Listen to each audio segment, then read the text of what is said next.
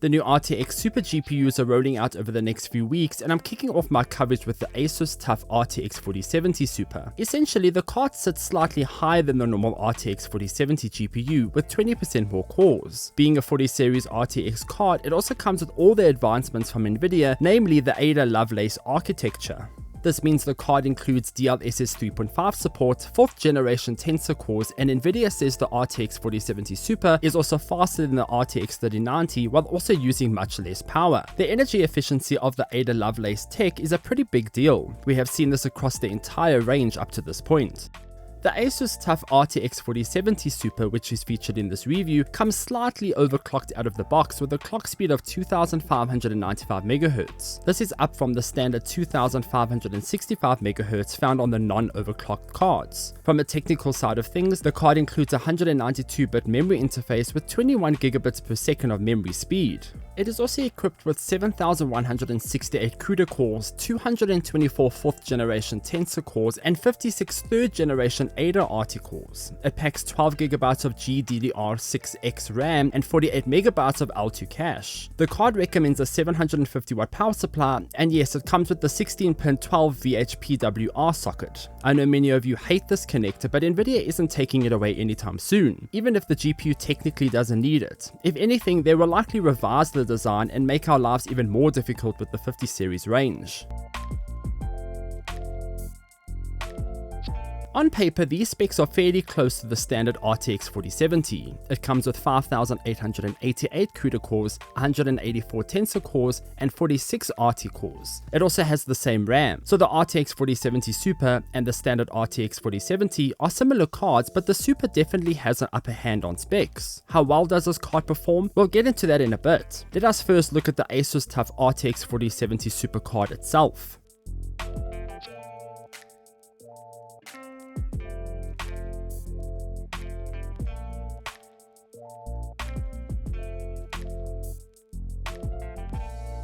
In the box, you'll get the GPU itself, a strip of tough Velcro, a GPU anti-sag card holder, and some manuals. You'll also get the TUF GPU collector card, so you know you can show everyone that you know that you own a TUF GPU.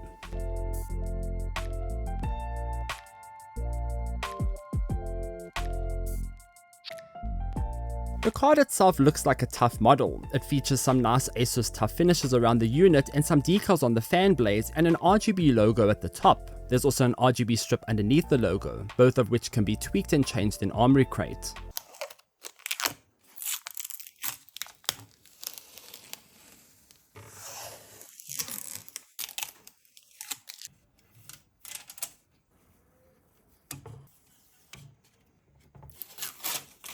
The card comes in at 301mm by 139mm and is 63mm thick. It also weighs 971 grams. It comes packed with one HDMI 2.1A port and 3 DisplayPort 1.4A ports.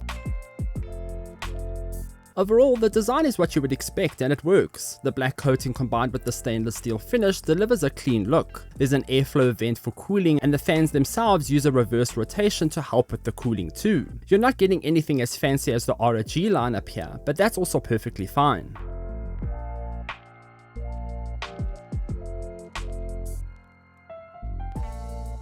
The RTX 4070 Super is marketed as a 1440p card. In most cases, you'll be able to pull off running the latest games at over 60 FPS with DLSS 3 helping to drive the performance. This means at 1080p you'll get away with also disabling DLSS upscaling for a cleaner image. But that being said, DLSS, especially 3.5, offers a pretty impressive visual experience with minimal artifacts. Of course, the deeper down the performance settings you go, the more these visual hiccups are hard to ignore. I ran some tests across a number of games. I was also quite keen to see how Avatar Frontiers of Pandora performed on this card. The game is the latest from Ubisoft and it is quite a demanding visual showcase. The same goes for Alan Wake 2. Its Unreal Engine 5.1 features are incredibly taxing on even the best hardware on the market. Here are some of the results I got.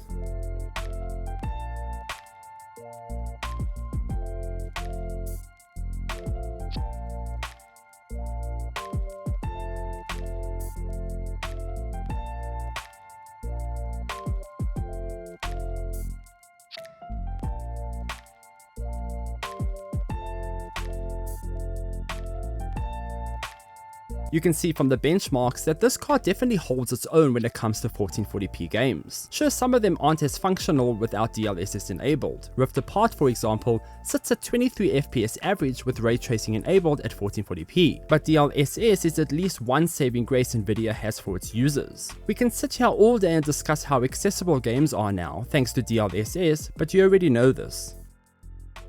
I also need to mention that the TGP on this RTX 4070 Super has also increased from 200 watts to 220 watts. During constant benchmark cycles, the ASUS TUF RTX 4070 Super maxed out at 64 degrees. This was with an average GPU utilization of 98%. The fan noise was also fairly decent at only 32 decibels.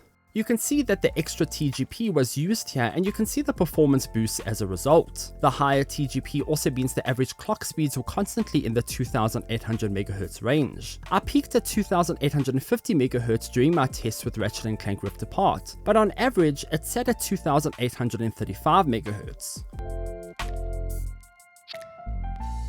Nvidia has definitely confused the landscape here with the 4070 Super because there's the standard 4070, the 4070 Ti, and the 4070 Ti Super. All the cards offer minor increases over one another. However, if you're comparing apples with apples, or more the 4070 with the 4070 Super, there's no doubt a 15% increase between the two.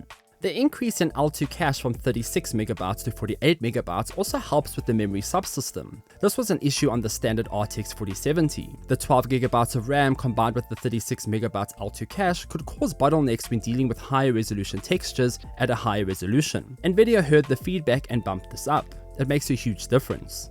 When it comes to the pricing, Nvidia is dropping the price of the standard 4070 down to $550, but that doesn't mean you should consider that card instead of the Super variant. There's enough performance boost here to warrant that extra $50 for the $600 RTX Super card. Still, $600 is a lot of cash to put down for a GPU, but this isn't the first Nvidia card to be priced way out there, and Nvidia has been under fire since the introduction of the 40 series cards for its high costs. The ASUS TUF RTX 4070 Super will retail in South Africa for 19,349 Rand. This is less than 2,000 Rand more compared to the standard RTX 4070, which sells for 17,499 Rand. At the moment, I'm not sure how the $50 price drop will affect the standard RTX 4070 pricing in the region yet, but if you're spending, I would say put the extra cash in and upgrade. There's more to benefit from here than just a few extra frames. But that will do it for this review. Huge thanks to ASUS for sending me the TUF RTX 4070 Super my way to review. I will have the RTX 4080 Super review up within the next few weeks too, so be sure to subscribe and stick around for that one. Also be sure to check out glitch.online for more gaming tech news and reviews. Until next time, farewell.